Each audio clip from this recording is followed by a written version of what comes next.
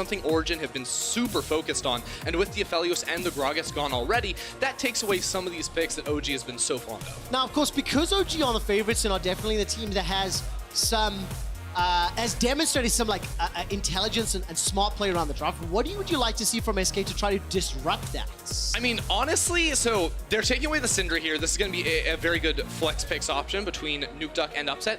I'm most surprised to see Origen banning the Soraka themselves. I still think that they can play this. I think we saw Nuke Duck playing it the last time, so obviously they do have the ability to flex it themselves, but just taking away all the healing options here has to be their plan. And now I think about the Gangplank. How highly is that prioritized? Now the Gragas is banned for an AP jungle option, the Karthus too, for Xerxes, especially if they want to lock in an AD mid laner for Nuke Duck. It feels to me like we're in the meta of Ornn right now. I feel like it's appearing in every single game. The fact that it is a flex option here, we saw, I think Nuke Duck playing that last week. He did play it. I'm not sure if I was in love with it, and also because I like seeing Nuke Duck on slightly higher skill demonstration champions. Dude, like, if he's on the Ornn, that just means Xerxes is going to be on something like the Karthus, and that just means he's going to roll into mid lane and take all of his minions, and it'll be Xerxes carrying. Two super boring champions to watch. They took it though. They have so much, dominance and control when ahead, but I like to see the fun. Set locked in along with that Karthus, as you rightly pointed out. So stealing that one away from OG, and I quite like the pick. But Trick will have to have a phenomenal performance to stop Xerxes, who is one of the OG Karthus players. Yeah, he definitely is very experienced on that champion. Braum has to be the lock in here. I feel like for the side of SK Gaming, you already see the MF and the Ornn on the other side, so it'd be a very strong champion if they want to go for it. Now, the problem with a Braum lock-in right now is that you have a Set in the top lane who's not the strongest primary initiation tool. You have a Karthus in the jungle as well, so you don't have a lot of abilities to start off fights proactively yourself. So instead of going for the Braum as the counter option into a couple of the champions that OG have gone for, they're thinking that maybe they want to play a little bit further back in team fights with the safety of an Ezreal and the range of a Karthus. All right. That does require a level of control and coordination to ensure that you're not surprised, to ensure that, you don't get flanked or caught off guard. Yep.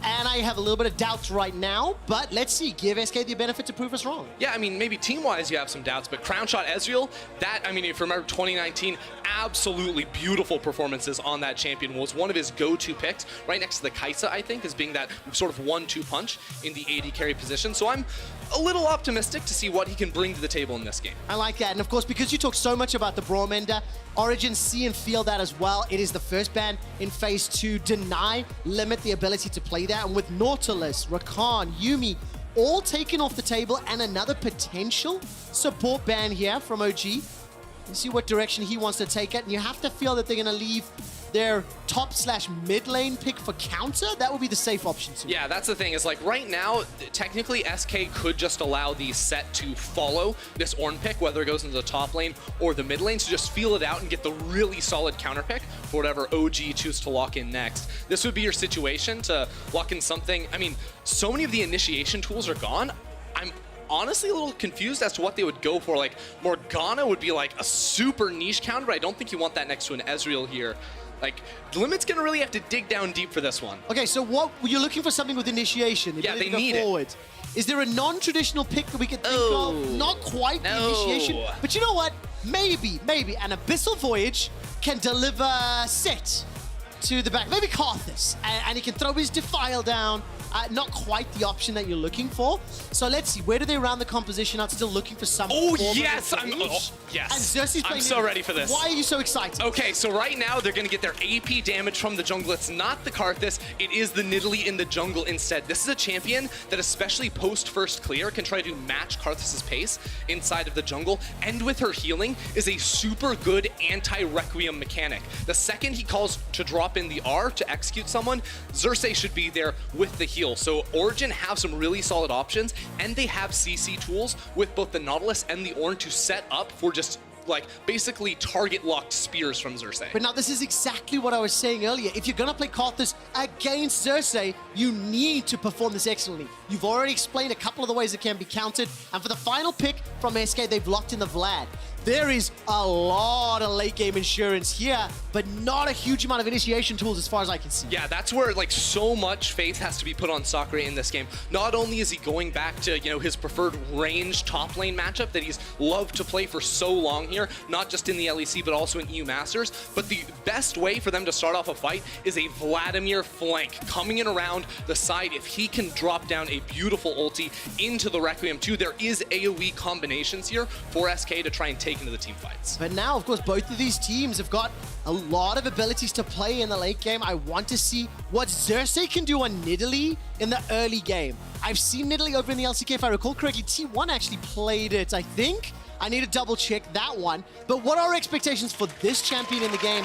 It has the ability to impact earlier, I feel, than Akaris. Yeah, the thing is, Nidalee ganks aren't going to be super strong unless she's next to champions that have CC to set it up. She can apply the red buff from range, so don't be too surprised. But honestly, I think that this is going to be a very excellent scaling pick alongside the Karthus. Expect her to spike around one item primarily and then go hard in the mid game. All right, so let's see what they can do.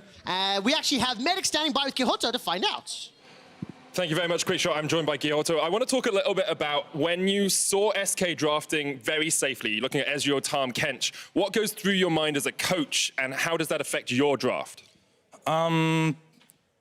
It's hard to say because they seem to start drafting a comp with a low amount of CC, which opened for some new picks. I was not really expecting them to draft this way, but I just feel that it just gives us a lot of freedom when they have a comp with low amount of CC. So that's the only thing that's the only info that we got from those picks. Okay, that makes a lot of sense. Do you look at the scaling on either side and worry a little bit? Because when you're looking at like a Vladimir, when you're looking at a Karthus, you know they have a lot of magic damage in the late game. Yeah, but at the same time, most of their scaling comes from magic damage, right? Even the Ezreal has a bit of magic damage. So I think that if we itemize properly and then with the upgrades of Ornn, scaling shouldn't be that big of an issue, even though I do think that they have a strong comp later on in the game. Thank you very much. We're going to hand it back across towards the casters.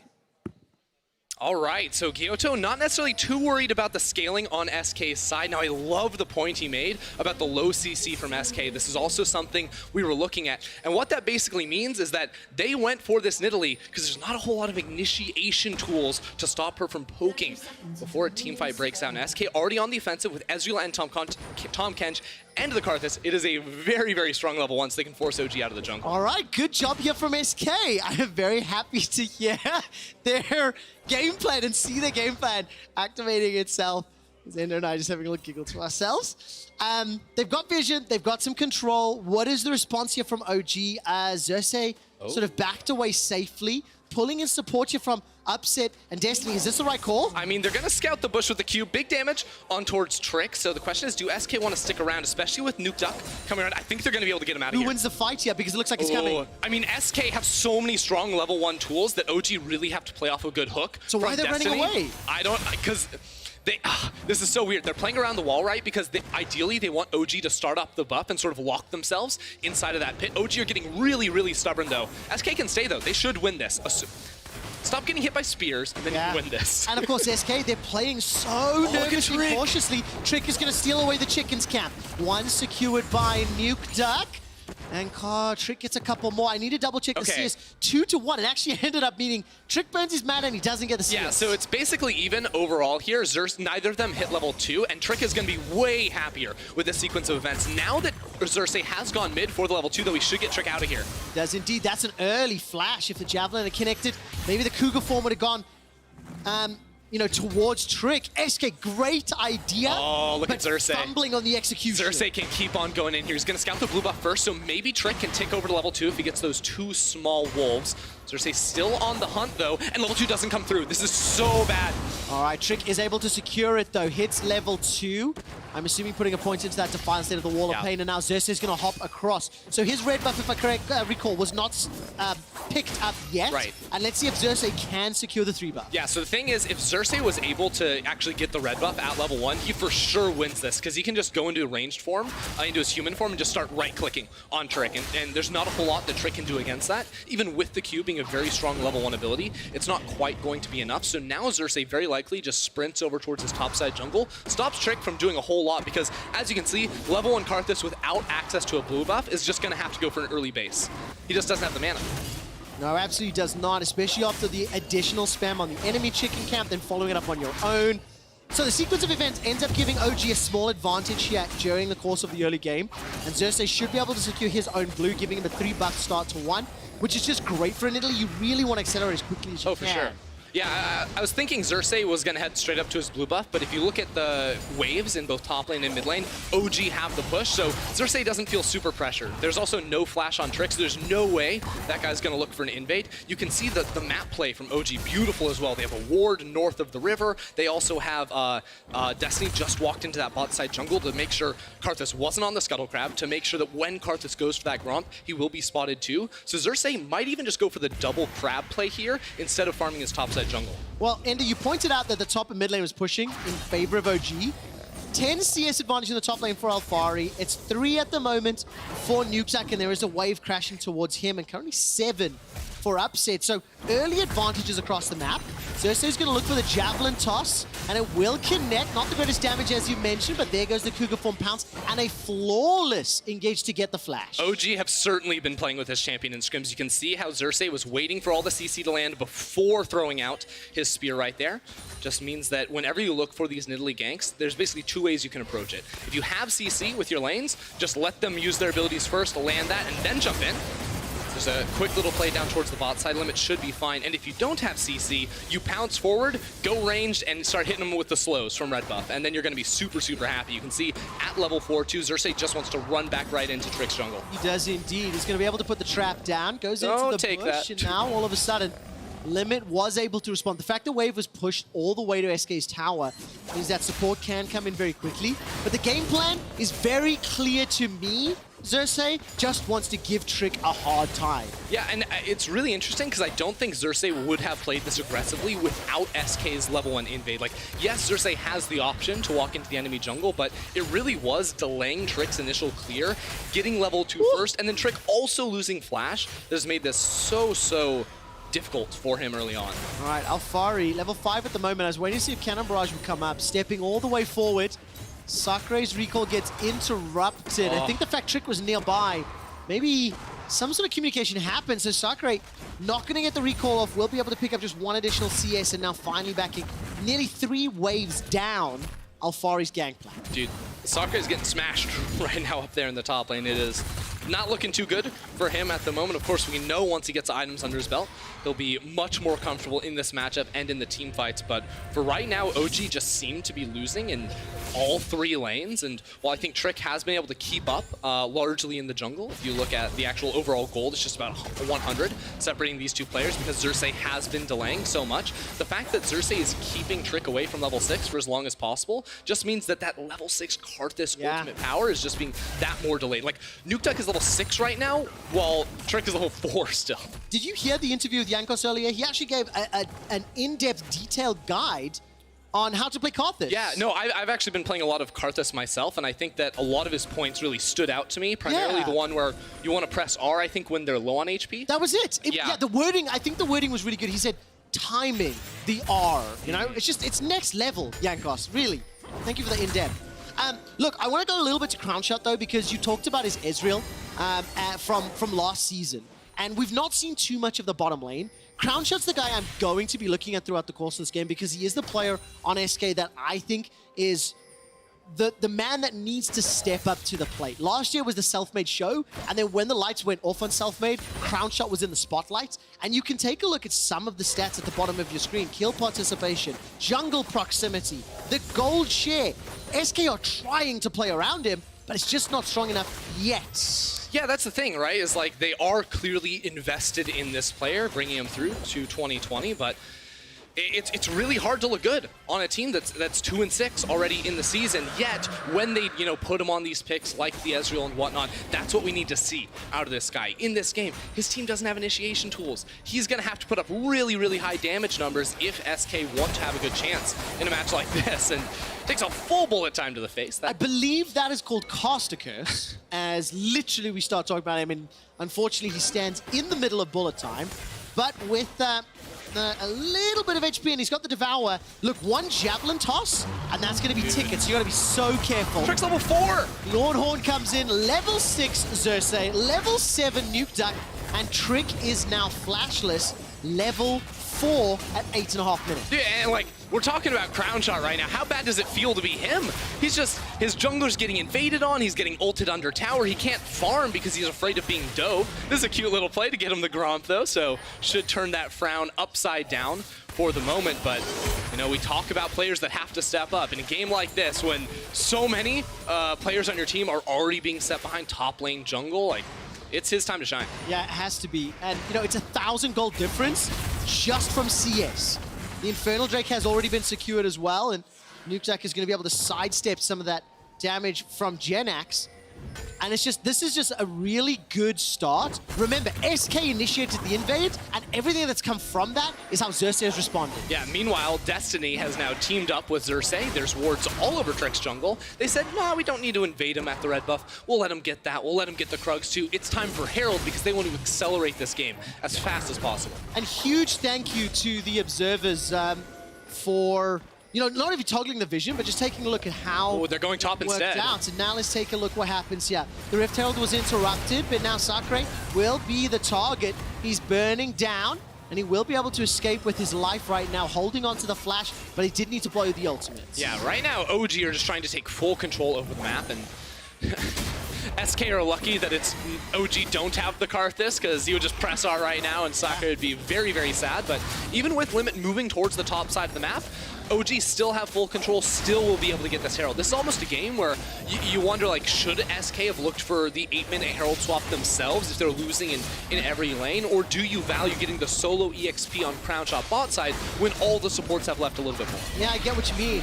And I've got a slightly, like, obscure question, so bear with me on this. Hit me. Right? The last time that Xerxes played Nidalee on stage was in summer of 2017, right? He won that game.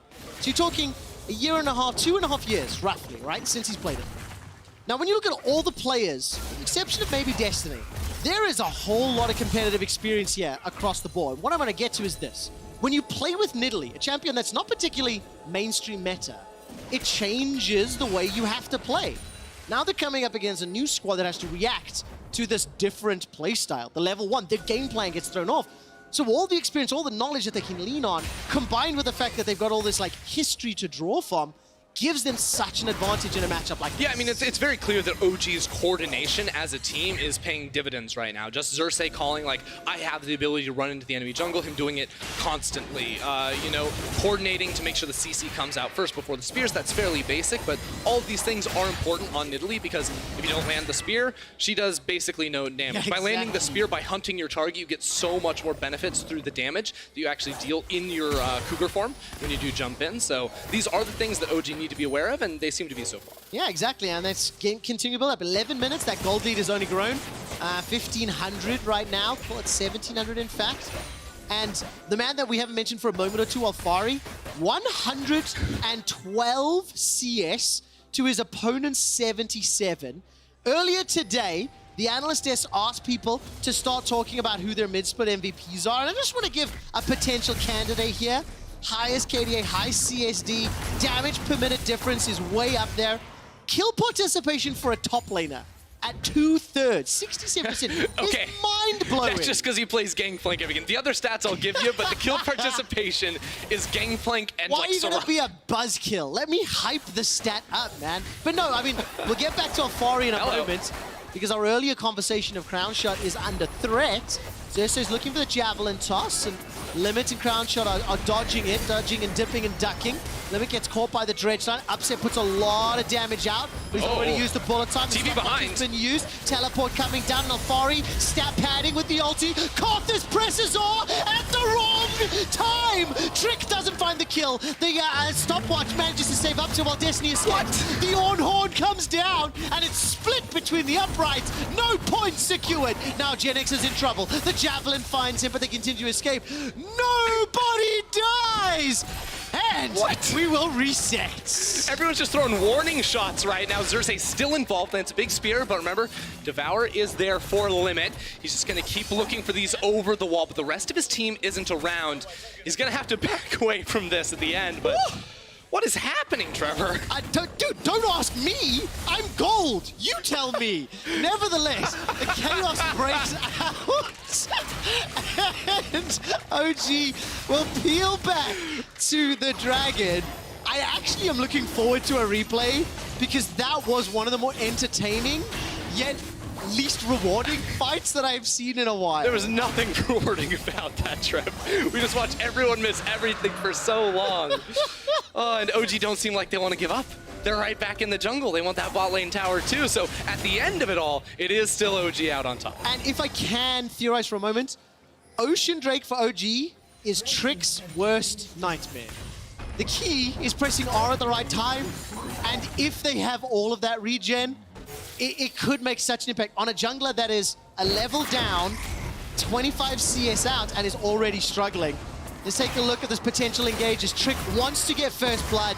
Alfari will be the target, and it should easily be secured here. Turn your E off! May not! The Devour! It finally happens, and Limit is able to pick it up, and now the turnaround. Limit gets caught by the dredge line. Here comes Upset. Bullet time's available. They sidestep the wall of pain. It ends up being the wall of shame. Upset's not done yet. Yeah, Xerxes is on the way as well, so it's going to be a little bit wild, but they're going to play off of the next dredge line from Destiny.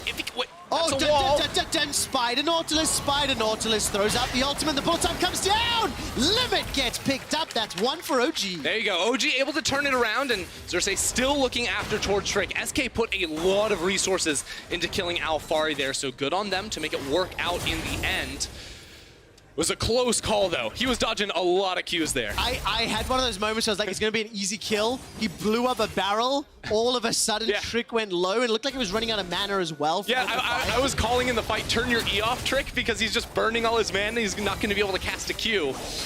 In the end, though, was able to finish him off. Now, OG have the wave in top lane again. You can just see this is how OG do beat you. It's by controlling minion waves, right? They've gotten every objective so far in this game. They got that bot lane tower, and there's no way for SK to respond anywhere else on the map because SK went super deep to get that kill. OG chased them all the way down, so they get more chip damage onto that top lane tower, while Nuke Duck was able to hold off 1v2 in the end. Yeah, and of course, unfortunately, because all the action has been played sort of elsewhere on the map to a degree, yes, there's been some ganks in Crown Shot's lane. He's stayed even. But truthfully, mid is behind, top is behind, Trick is way behind on this Karthus.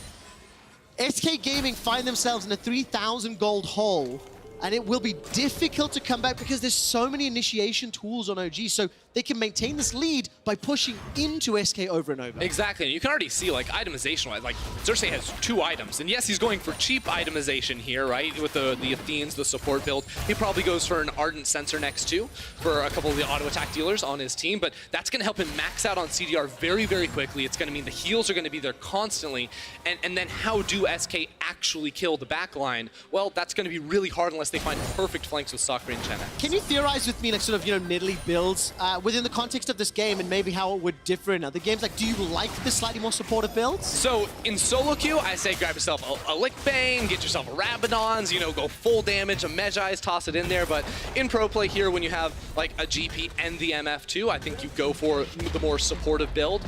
You may even see Xerxes just healing up Ornn in the front line too and soaking up a whole lot of damage from Crown Shot, because when you look at SK's comp, like, all Crown Shot is going to be able to do is hit tanky frontliners. So if you just heal through that, his actual impact is going to be severely reduced. Yeah, definitely. All right, so good context. Let's see what the next item will be, if it is going to be that Ardent Sensor.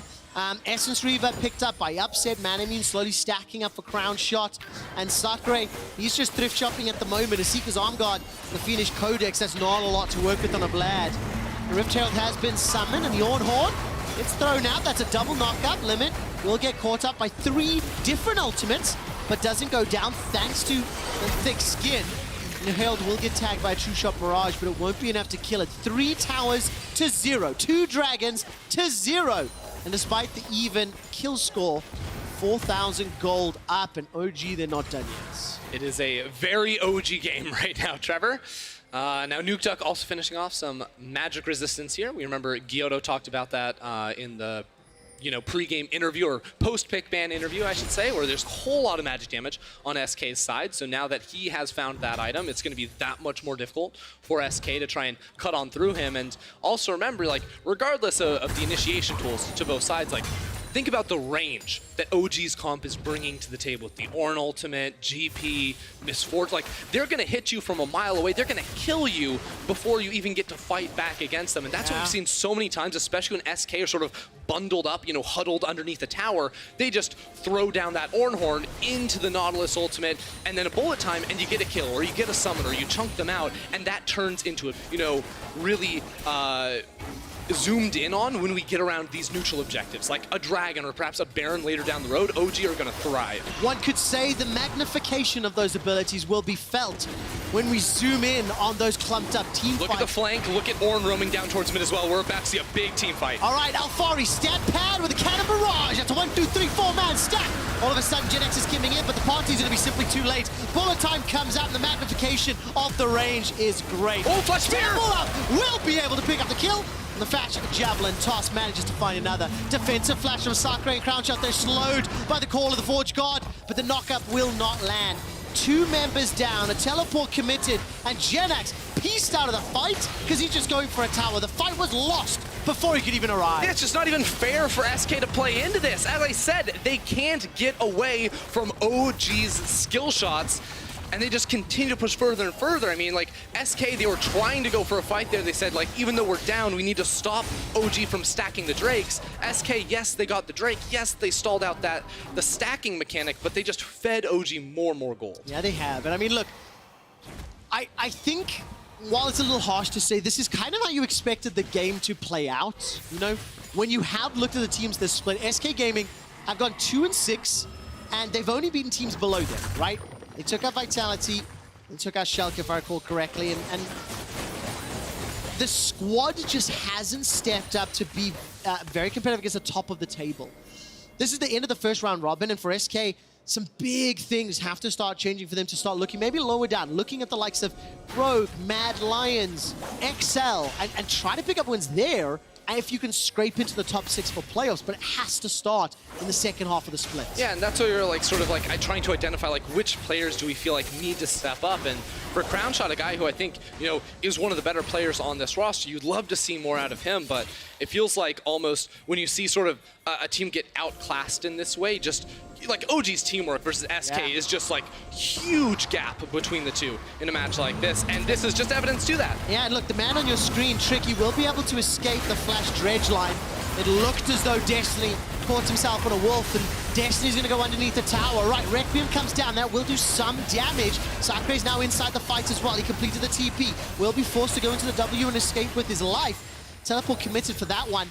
The second factor I want to bring into that discussion is, yes, Crown Shot has to step up to carry, but I also think Trick needs to find a bigger impact. We have made some jokes in LEC Update a few times. I personally have been critical in previous games, and I just think he's not having the level of impact that SK were anticipating, and his play is slowing SK down in some ways. Yeah, I mean, this also just felt really doomed from him from level 1, so it's like, it's hard to find a lot of fault in that, because again, that seems to me like... They committed to a play that backfired. Right, exactly, like that's a team-wide decision. I just feel like they needed to play it much faster and not allow Nidalee to just hit you with spears and then maybe land the smite around the Raptor camp so that you can hit over towards level 2 and gain some more control, but after that, his impact has been so severely limited that SK gonna be very happy to find the 1-for-1 trade in this topside play. And I just want to put some numbers to that like second half of the split discussion that we talked about.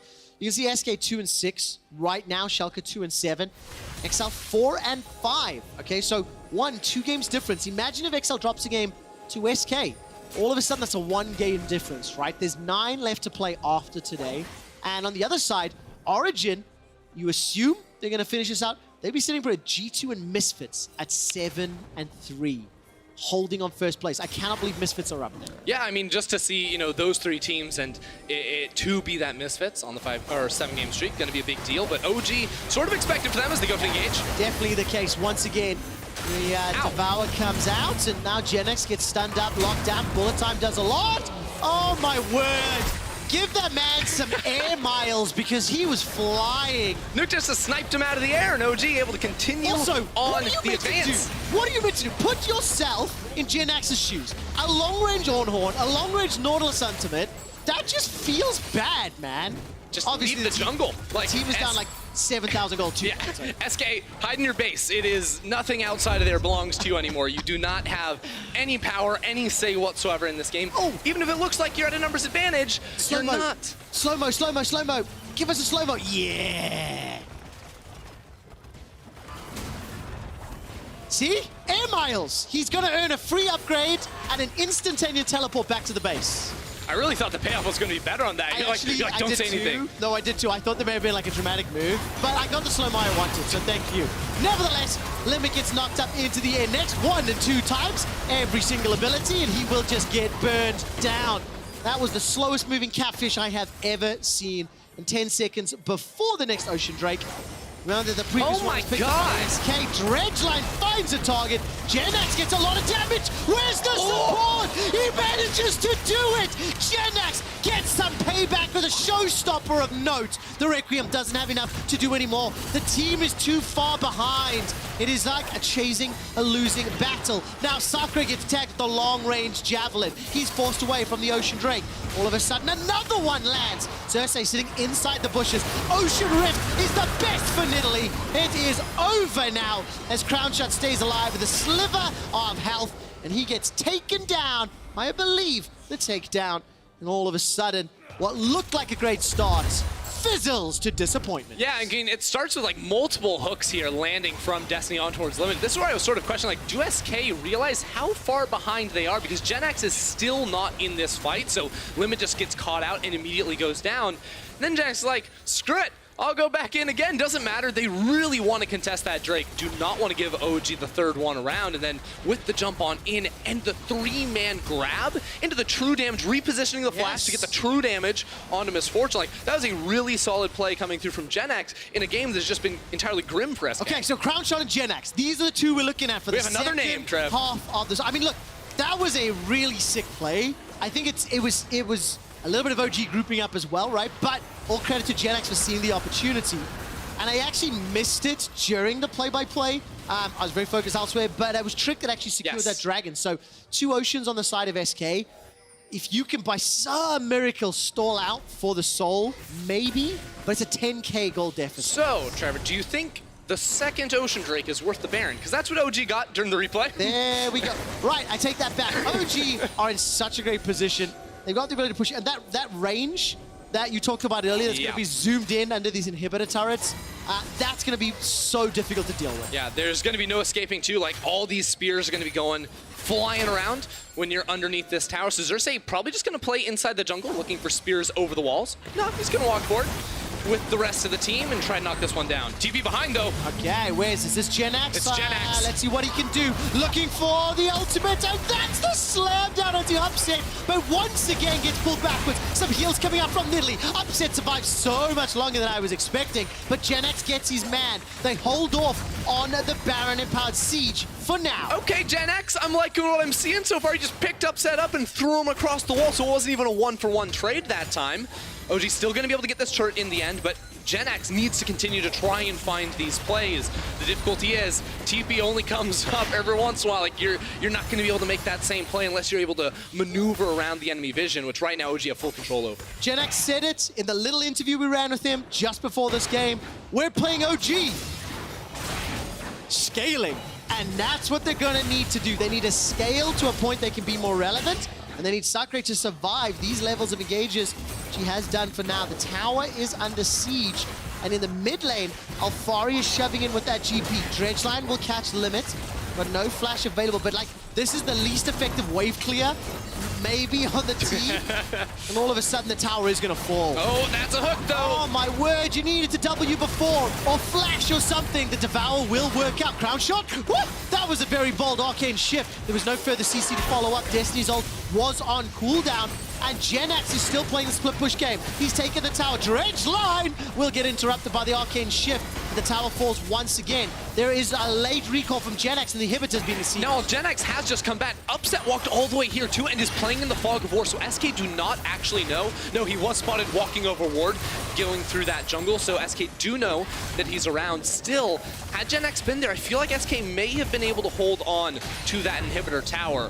just killing Upset in the first place by Gen X stalled out so much of this Baron that they weren't able to go even further and actually knock out an Indian. Which is actually insane, right? Because as we started talking about that, I was kind of setting up there's a potential like a Soul and Elder win condition for SK, which I instantly gave up on because of Baron. But SK have been able to stall because of a single play from Gen X. He bought enough time. 2 of them, actually. There we go. Now it's 2 minutes, 1 minute, sorry, until the next Ocean Drake. And SK haven't been emboldened enough to push for their vision line, but they are grouping up and stepping forward. Destiny just about able to get that, but the Arcane Shift put enough distance, and that means the flash is down. Yeah, so right now, Alfari's pushing up in the top side. I wonder how deep he wants to go with push. Not that deep. Instead, he's just going to push out that wave and start to rotate back towards the team. Now, SK picking up the last 2 dragons means that like they very clearly wanted to stop OG from getting to that sort of soul point win condition here, but I don't think they had the ability to actually leave their base this time. And if they lose a bad fight around the Baron at 30 or around the Dragon at 30 minutes, like that could just be the game. Now that all these inner turrets have been knocked down, now that bot lane inhibitor is exposed, so this time SK just gonna give this one up and probably play for Dragon 4 for OG. It feels that way, and I think I need to give some kudos here to SK. They've been able to stall the last few minutes. Yep. Like 10,000 gold lead at 20 minutes doesn't feel as bad at 30. Look, it's still a gigantic mountain to overcome. Yeah, and let's be clear, like, yes, SK have a lot of champions that scale well, but this isn't a game where we're saying, like, SK outscale, all they have to do is hold on. No, you're looking at, you know, the Gangplank on the other side. You're looking at Ornn items too, right? So there are scaling elements to both sides. It's just right now, SK are, like, down full items or items and a half to their counterparts, so they do need time to get back onto an even close to even footing. And then, if they can do that, which is incredibly difficult, they then need another superior outplay from a Gen X or a Sakre. But also, crucially, by that point, Trick's Requiem to become a lot more valuable as we scale up. He's got himself the Void Staff. Sakre has picked up the Death Cap. You got 2.5, nearly 3 items here for Gen X as well. But I think this next Baron could be the deal breaker. Yeah, you speak about items too. I'm looking at the QSS on Upset because now how does Gen X play the fight? Gangplank can orange away that ultimate. Upset can cleanse it away too. You don't want to hit the Ornn. Like, you need to find Nidalee somehow in this fight, I feel like, for Xerxes, or wait until a QSS is baited out until GP's W is gone too. So SK have to come to this fight very, very intelligently because one wrong use of that button and so much team fight power is just going to be wasted. Okay, what is on the replay here? Abyssal Voyage. Okay. To... Oh, get a flank TP ward. That's really cool. That is sick. That is really cool.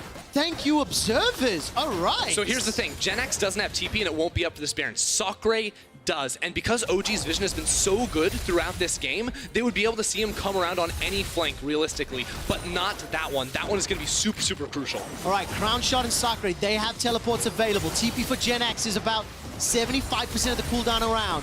True Shot Barrage fired out just to scout out really what looked like the red buff bushes.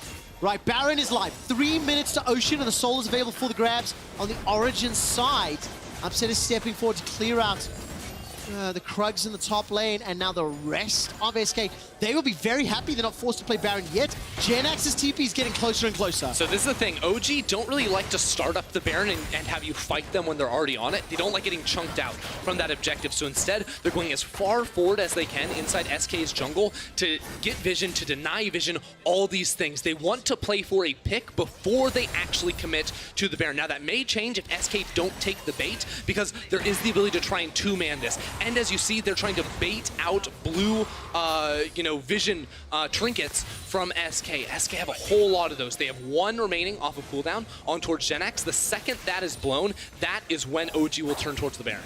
Oh, okay, so Gen X is now open and available. Tons of traps, tons of vision. Here's the thing, look at this. SK are pushing mid, but OG don't have to go to the Baron. They're running into the top lane, and that inhibitor tower is primed and ready for OG to knock down. This is the experience we talked about earlier, of players that understand when you apply pressure in one location, if you have the ability to just rotate to another lane and get something more they want to fight this. But at what cost? Limit is going to deliver Crown Shot, but instantly Crown Shot runs away. Here comes Trick. Crown Shot goes over the wall. He's putting some damage down, but it's Sakre that is in trouble. That's a flash forward from GenX. A massive multi-man. Oh! Upset is blown up. GenX is the hero he's alive! SK needed. GenX somehow stays alive right there after getting an insane ultimate, sniping out Upset again. He is doing everything in his power to try and keep SK in this game, and it looks like it's just enough to stall out this Baron. Is it enough for SK to tempt and take it themselves? It is 30 seconds away to an Upset respawn, and he has the TP2, so they must act fast if they want to do it. He's got level 16 as well. GenX has got a gigantic backpack and is carrying all of SK for now. My. Cersei, can he find the Javelin? Not just yet.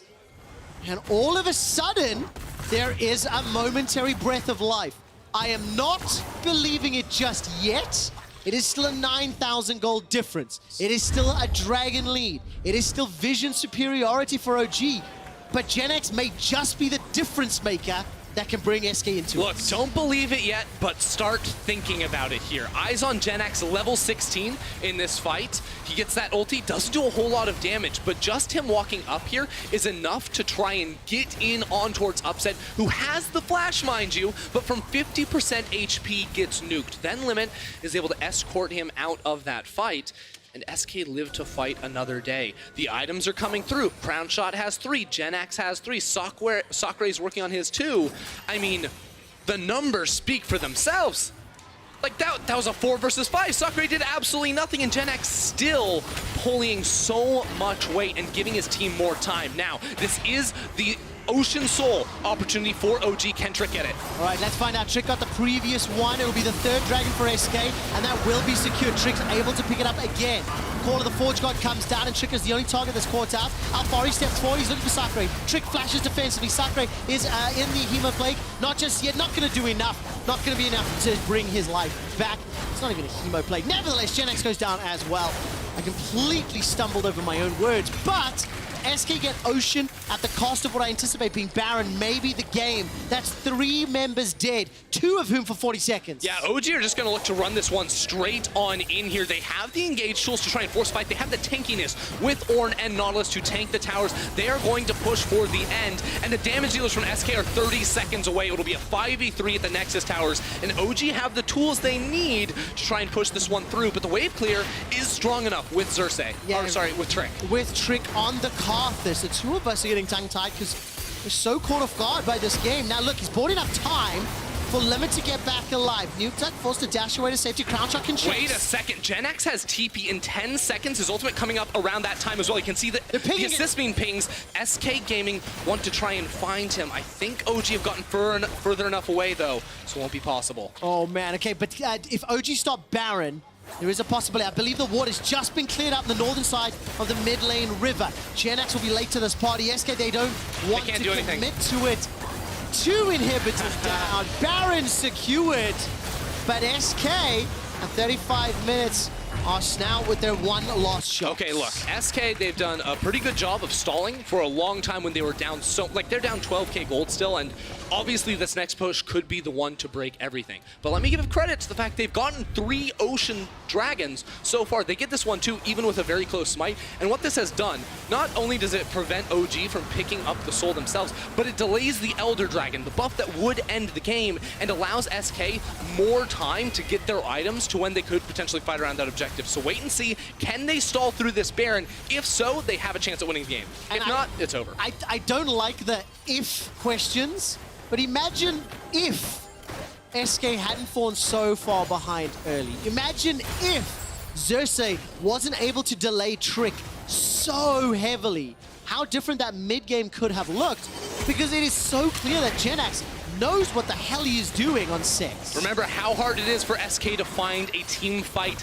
initiation. No flash on GenX just yet, so they're going to have to give up the inhibitor. The last fight, they're going to draw the line right outside of their Nexus towers, and that's where they will try to go for the team fight. And all OG have to do is look for a pick, look for a play off of a good dredge line from Destiny. Okay, running! GenX will get here soon, but I think the fight is already over. Let's find out. Oh! Upset with a QSS flash! Instantaneous! That That was a thing of beauty. And the Requiem does nothing. That outplay from Upset is the definition of this game. Within the following fight, Genax and Trick go down. The rest of SK are running for their lives. The superiority of Origen is on display. And despite a heroic effort from Genax, OG win the game.